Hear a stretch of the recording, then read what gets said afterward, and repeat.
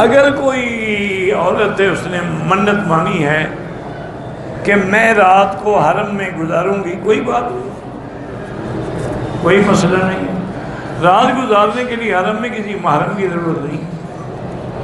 یہ تو اللہ کا گھر ہے، یہاں لاکھوں عورتیں ہیں، لاکھوں مرد ہیں، یہاں خدا نہ کرے کیا خوف ہو سکتا۔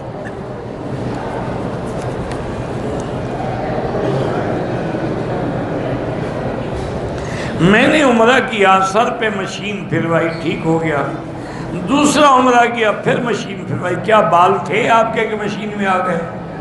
اگر دوبارہ بھی مشین میں بال آئے ہیں پھر ٹھیک ہے، اگر نہیں سے ویسے مشین پھیرتے رہے تو پھر دم ہے۔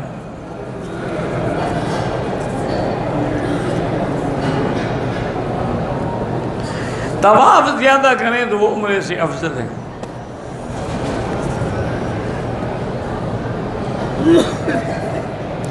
میرا ایک بیٹا فرانس میں ہے، پریشان ہے، پریشانی کا حل یہی ہے جو علماء نے بھی لکھا ہے، اللہ کے قرآن میں ہے کہ حسبنا اللہ و نعم الوکیل۔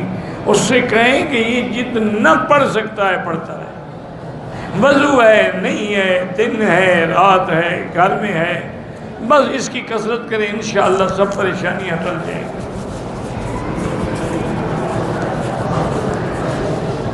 ہمارے گھر میں دماغی مریض ہے، اللہ اس کو شفا عطا فرمائے، علاج کرائیں۔ آج کل تو بڑا آسان علاج ہو گیا ہے۔ میں نے ان 2 عمرے کیے مسجد عائشہ سے، تھوڑی جگہ پہ بلیڈ لگایا، دم پڑ گئی۔ میرا ایک بیٹا ہے، بول نہیں سکتا، اللہ اس کو شفا دے، زمزم پلائیں۔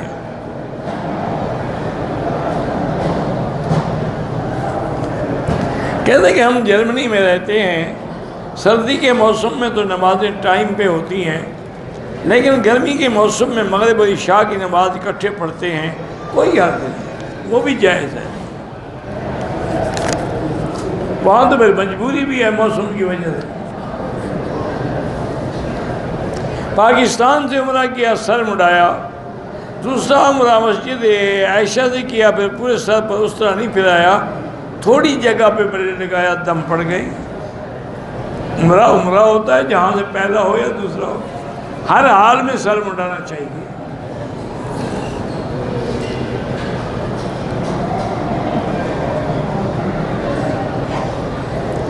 ہمارے بلوچستان میں پیمنٹ پہ گاڑی دیتی ہیں، ٹائم پر نہیں دے تو سود در سود وصول کرتے ہیں، وہ حرام ہے، ظلم ہے، سود حرام ہے پر سود در سود۔ یہ تو کبھی یہودیوں اور ہندوؤں نے بھی ایسا نہیں کھایا۔ بالکل ایسی گاڑیاں نہ لیا کریں اور نہ سودی چکر میں پھنسا کریں۔ میں نے عمرہ کیا، اپنے بالوں پہ خود ٹک مارا، پھر نائی سے بال منڈوایا، ٹھیک ہو گیا۔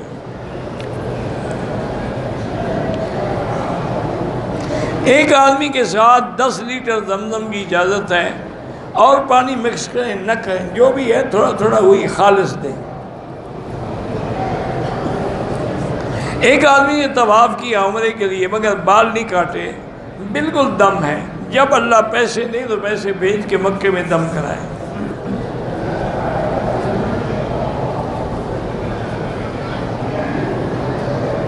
یہی میں نے کہا نا، قرضہ لیتے ہیں پھر سود لیتے ہیں، حرام ہے، ایسا قرضہ نہ لیا کریں۔ درگاہوں پر جو خیرات اور دیگیں پکتی ہیں نہ کھایا کریں، چونکہ وہ غیر اللہ کے نام پہ پکتی ہیں، وہ اللہ کے لیے نہیں ہے، وہ پیر صاحب کے لیے ہے۔ اگر اللہ کے نام پہ تھی تو اپنے گھر میں پکا کے خیرات کر دیتے، وہاں آ کے پکانے کی کیا ضرورت پڑ گئی؟ کسی بزرگ کی قبر پہ جا کے بالکل جائیں، 1000 دفعہ جائیں، لیکن اس بزرگ کے لیے دعا کریں کہ یا اللہ اس کی قبر کو نور سے بھر دے، یا اللہ اس کو جنت الفردوس نصیب فرما، اس کے درجات بلند فرما۔ اس سے نہ مانگیں، اس کے لیے مانگیں۔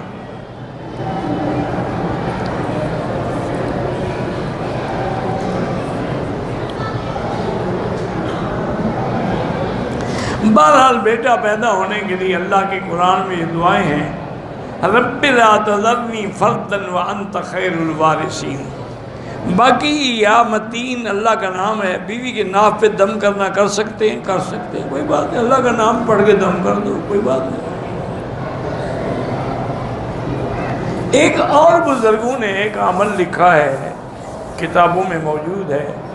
ایک شخص گئے تو دیکھا کہ ایک بندے ہیں، ان کی کتاب ہے، تو اس میں ان کا نام ہے محمد ابن محمد ابن محمد ابن محمد ابن محمد۔ وہ حیران ہو گئے کہ سب کا نام محمد۔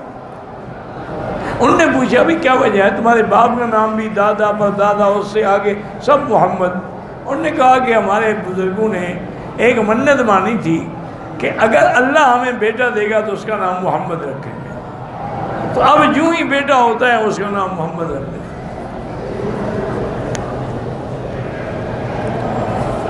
بہرحال لڑکا پیدا ہونے کے لیے یہی ہے، رب لا تذرنی فردا وانت خیر الوارثین۔ ہمارا ایک دوست اپنے ملک میں 2 سال سے لاپتہ ہے، اللہ پاک مہربانی کرے۔ اس کے لیے علماء نے لکھا ہے کہ سورۃ والضحیٰ پڑھ کے دعا کیا کرو، اور جب اس میں آیت ہے نا وَوَجَدَكَ ضَالًّا فَهَدَىٰ، تو اس کا تصور رکھو۔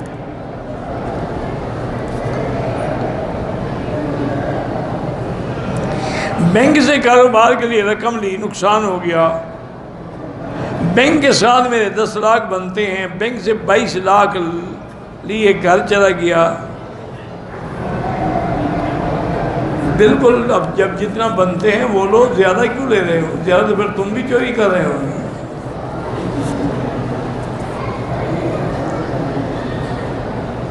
ہماری اہلیہ کے ہاتھوں پہ زخم آ جاتے ہیں، یہ بھی بیماریاں ہیں، اللہ شفا عطا فرمائے۔ جتنے دن مکے میں ہیں اپنے ہاتھ ہر نماز کے بعد زمزم سے دھوئے اور زمزم لگاتی رہے، اسی نیت سے کہ اللہ زمزم ہر مرض کی شفا ہے۔ ایک تو خنزیر نجس العین ہے اور ایک کتا نجس العین ہے جو کبھی پاک ہی نہیں ہو سکتا۔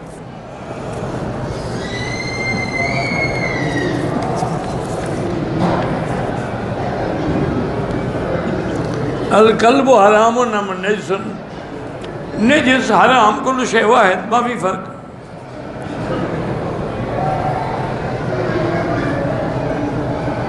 میرے ایک دوست نے جھگڑے کے دوران ایک بار میں 3 طلاقیں دے دی۔ بہرحال حنفی مسلک میں بلکہ چاروں ائمہ کے نزدیک 3 طلاقیں 3 ہوتی ہیں۔ بعض علماء اہل حدیث فرماتے ہیں کہ اگر ایک وقت میں طلاق دی جائے 3 تو 1 ہوتی ہیں، لیکن بہرحال راجح قول یہی ہے کہ 3 3 ہے، 1 1 ہے۔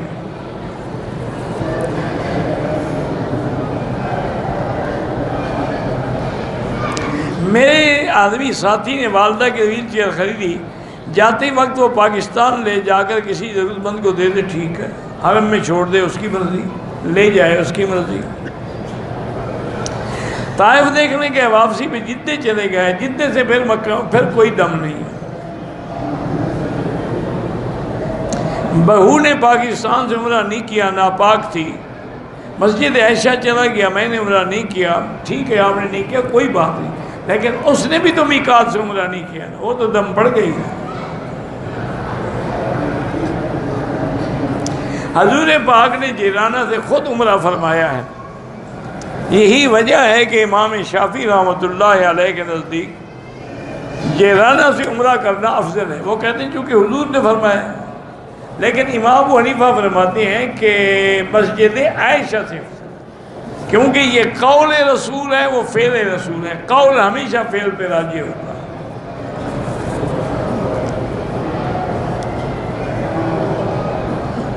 کہتے ہیں کہ ہم تبلیغ کے لیے جاتے ہیں، وہاں اہل بدعت جو ہے مسجد میں نہیں آنے دیتے، ٹھیک ہے وہ اپنی بدعت پہ قائم ہے، تم اپنے دین پہ جمے رہو۔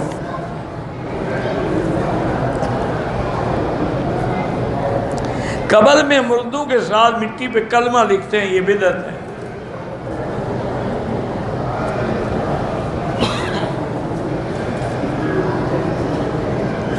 ہمارے علاقوں میں شادی اور بیاہ میں بہت بدعات ہیں، اللہ ہدایت دے۔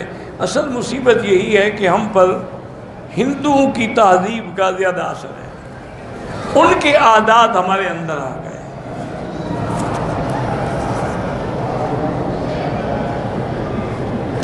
کہتے ہیں کہ جی تبلیغ کافروں کو کرو مسلمانوں کو نہ کرو، یہ تو پھر غلط بات ہے۔ پھر حضور ساری زندگی صحابہ کو کیوں دین سکھاتے رہے؟ یہ کوئی بات ہے کہ کافروں کو کرو؟ چلو ایک جماعت کر رہی ہے مسلمان، تم کافروں کو شروع کر دو، صرف اعتراض تو نہ کرو نا گھر بیٹھ کے۔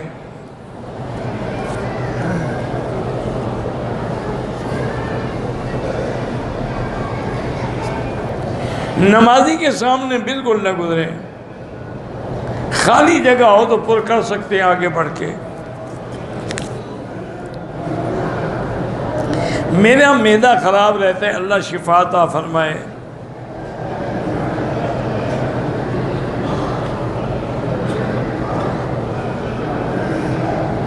ایک آدمی نے عصر کی نماز جماعت کے ساتھ پڑھ لی، ظہر نہیں پڑھی تھی، اب عصر کی دوسری جب جماعت بھی تو مل گیا کہ میں ظہر پڑھ رہا ہوں، نہیں وہ ادا نہیں ہوگی، اس کو قضا کرنی پڑے گی۔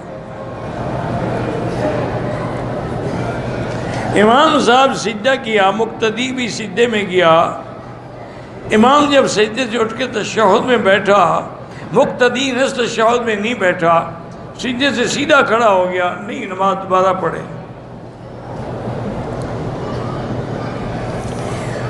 ایک آدمی حنفی مسلک پر ہے تو وتر 3 رکعتیں پڑھے گا، دعائے قنوت بھی واجب ہے۔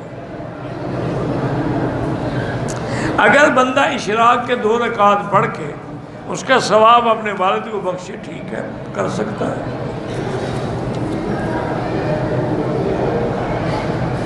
میں نے والدہ کو صفا مروہ کرائی، لیکن 7 کے بجائے 14 چکر لگا، اچھی مدد کی والدہ کی ماشاءاللہ۔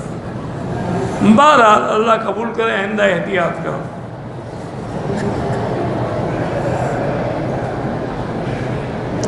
بہرحال گزارش یہ ہے کہ نماز کی حالت میں پردے کی ضرورت اس لیے نہیں ہوتی کہ ہر بندہ تو نماز میں ہوتا ہے، تو وہ نعوذ باللہ اس وقت کسی عورت کو تو نہیں دیکھے گا۔ اگر پاؤں میں تکلیف ہے اور جوتا پاک ہے تو پہن کے طواف کر سکتے ہیں۔ ہم نے کبھی حرم میں امامت نہیں کی، کافر کے ساتھ مل کے دم نہ کریں۔ مدینے میں 40 نمازیں پڑھنا فضیلت ہے، ضروری نہیں ہے۔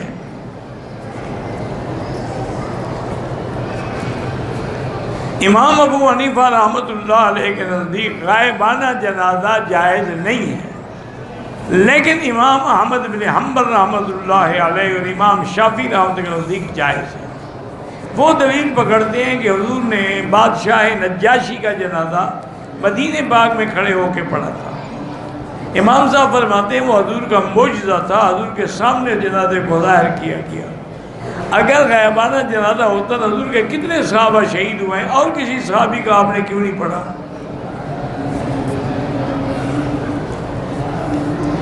نفلی تو ہر طواف کے 7 چکر ہوتے ہیں، نفلی ہو یا فرضی ہو۔ ہم پاکستان سے آئے ہیں، اب اگر مسجد عائشہ اور جیرانہ جمعہ کر سکتے ہیں، مکے اور مدینے کے ہوٹلوں میں جو گوشت آتا ہے باہر سے اس کو استعمال نہ کریں، احتیاط اسی میں ہے۔ بچے بیمار ہیں، انہیں مہینہ حیض آتے ہیں، وہ نماز پڑھ سکتے، روزہ بھی رکھ سکتے، وہ بیماری ہے، حیض نہیں ہے۔ حیض کبھی 10 دن سے زیادہ نہیں ہوتا۔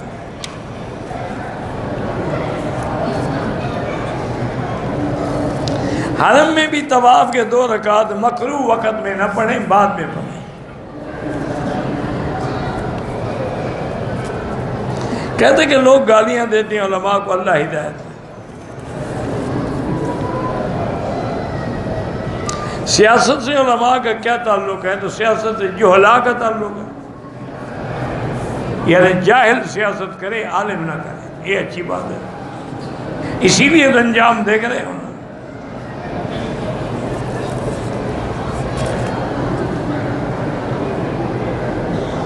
قرآن کھول کے بسم اللہ پڑھ کے انگلی پھیرتے ہیں، بالکل بدعت ہے۔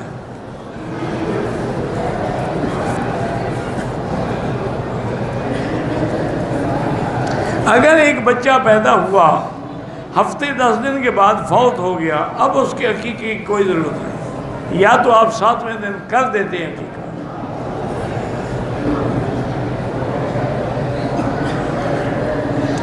باپ نے وراثت تقسیم نہیں کی، فوت ہو گیا، بھائی بہنوں کو حصہ نہیں دیتے، بالکل ہی بھائیوں کو بھی عذاب ہوگا، باپ کو بھی ہوگا کہ وہ زندگی میں کیوں نہیں دے گیا۔ میری بیوی نے عمرہ ادا کیا، طواف صفا کیا، بال کٹوانا بھول گئی، پہلے بال تو کٹواؤ، جب تک بال نہ کٹائے وہ تو گویا کہ احرام میں ہے۔ بد نظری سے بچنے کے لیے لا حول ولا قوت الا باللہ العلی العظیم پڑھا کریں۔ بچوں کی ہمیں پہچان نہیں ہوتی، جنازے میں نہ ہو، دعا تو سب کے لیے ہے نا، شاہدنا و غائبنا و صغیرنا و کبیرنا، سب کے لیے ہو گئی۔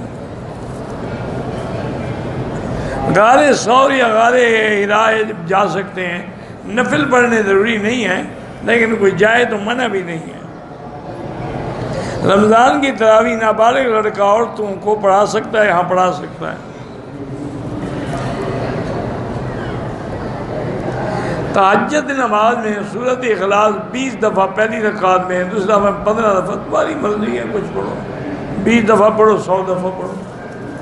انبیاء علیہ السلام کو ہدیہ بھیجا جاتا ہے، ان کو ہمارے ثواب کی ضرورت نہیں ہوتی۔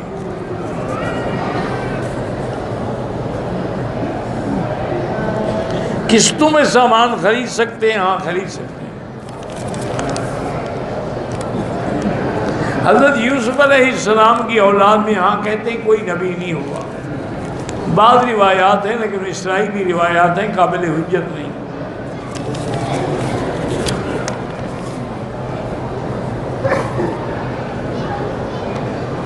بہرحال حضرت مروان ابن حکم کے بارے میں کسی کے بارے میں بھی آپ بری بات نہ کیا کریں، چونکہ جو لوگ خیر القرون کے زمانے میں گزر گئے، صحابی تھے یا تابعی تھے یا تبع تابعی تھے، وہ ہم سے کروڑ درجے افضل ہیں۔ غلطیاں کس سے نہیں ہوتی؟ بڑے بڑوں سے ہوتی۔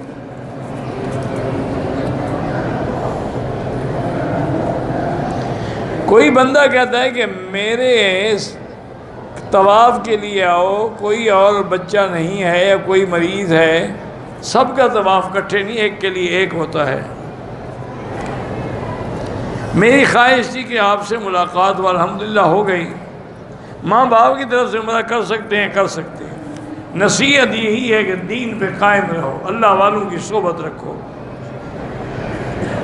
عمرے کے طواف میں پہلے 3 چکروں میں رمل جو ہے وہ سنت ہے۔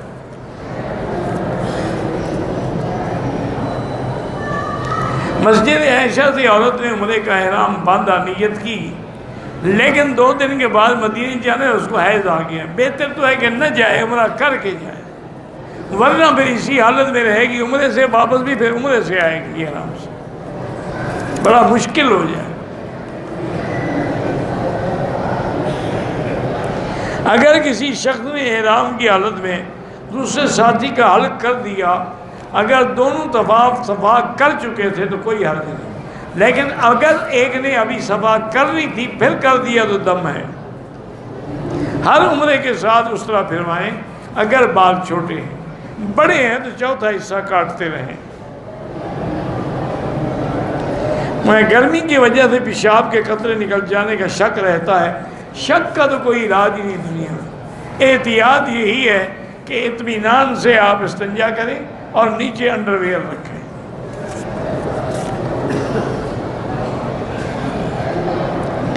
بہرحال ایسی کوئی حدیث نہیں ہے کہ 15 شعبان کو 2 رکعت نفل پڑھو تو 20 سال کی نمازیں ادا ہو جائیں، یہ سب باتیں ہیں۔ عمرے میں ہم نے طواف کر دیا، صفا مروہ کے لیے جا رہے تھے تو ہم نے حجر اسود کا استلام بھول گئے، کوئی بات نہیں۔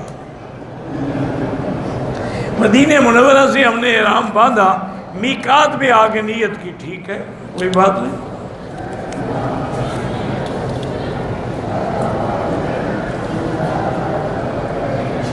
کسی دوسرے کا نام کا طواف اگر واقعی وہ معذور ہے، کہا ہے پھر کرو۔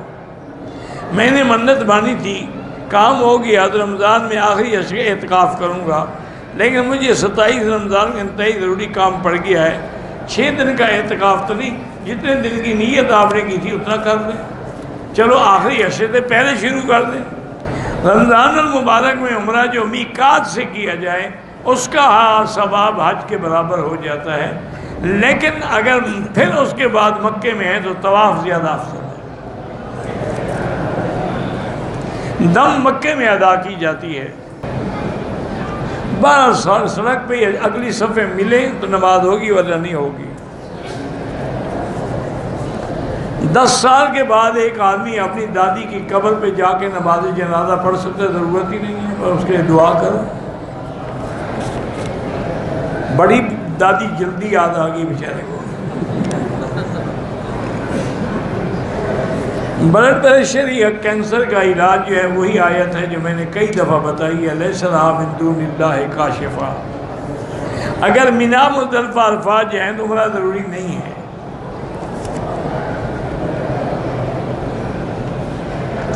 اگر ہم قبرستان جاتے ہیں اور قرآن پڑھ کے ان کو ثواب بخشتے ہیں وہ جائز ہے۔ احرام میں آدھا موزہ پہننا بالکل جائز نہیں ہے۔ آج عمرہ کیا ہے، حلق کرا دیا، پھر عمرہ کریں، پھر بھی حلق کریں، بال ہوں یا نہ ہوں۔ اگر شوگر ہے اس کا علاج وہی ہے جو میں نے کئی دفعہ بتایا ہے کہ خالص زیتون لے لیں، اس کے 2 چمچ کھانے والے بڑے یعنی وہ نہار منہ اور رات کو سوتے ہوئے پی لیا کریں، انشاءاللہ کنٹرول رہے گی، ختم تو نہیں ہوتی۔ یہ ایک ایسی بیماری اللہ چاہے تو ختم کر دے، ورنہ یہ ہے کہ آپ کم سے کم گولیوں سے بچے رہیں گے، کنٹرول ہو جائے گی۔ واللہ اعلم۔ ربنا تقبل منا انک انت السمیع العلیم وتب علینا انک انت التواب الرحیم۔ اللهم انت ربی لا الہ الا انت الاحد الصمد الفرد الذی لم یلد ولم یولد ولم یکن له کفوا احد۔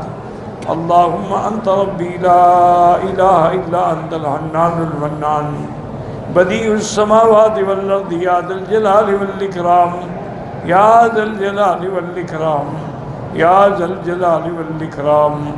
اللهم انا نسألك باسمائك الحسنى وصفاتك العلى اللهم ثبتنا على الإيمان اللهم ارزقنا حسن الختام اللهم نور وجوهنا بنور الإيمان نور قلوبنا بنور العرفان وارزقنا علوم الأحاديث والقرآن اللهم ارحم ضعفنا واجبر كسرنا واشفنا واشف مرضانا وارحم موتانا واستجب دعاءنا ولا تخيب رجاءنا برحمتك یا ارحم الراحمین یا ارحم الراحمین۔ لا تجعلنا من القانتین لا تردنا عن بابك خائبین۔ اللهم فرج هم المہمومین نفس کرب المکروبین واقض الدین عن المدینین واشفنا واشف مرضانا ومرضى المسلمین۔ یا اللہ بیماروں کو شفا عطا فرما، یا اللہ ہماری ظاہری باطنی روحانی جسمانی نفسانی سب بیماریاں پریشانیاں دور فرما۔ یا اللہ بے حیاؤں کو حیا عطا فرما، بے اولادوں کو اولاد صالح عطا فرما، جن کی اولادیں ہیں ان کی اولادوں کو فرما بردار بنا، اور جن کے گھروں میں بچیاں ہیں ان کے رشتے آسان فرما۔ یا الہ العالمین قرض داروں کے قرض عطا فرما، جن کا رزق تنگ ہے ان کے رزق میں برکتیں عطا فرما۔ یا اللہ پوری دنیا میں جہاں دین کے مساجد ہیں، مدارس ہیں، مراکز ہیں، دین کی دعوت دینے والے ہیں، دین کے افراد ہیں، دین کی جماعتیں، ان کی حفاظت فرما۔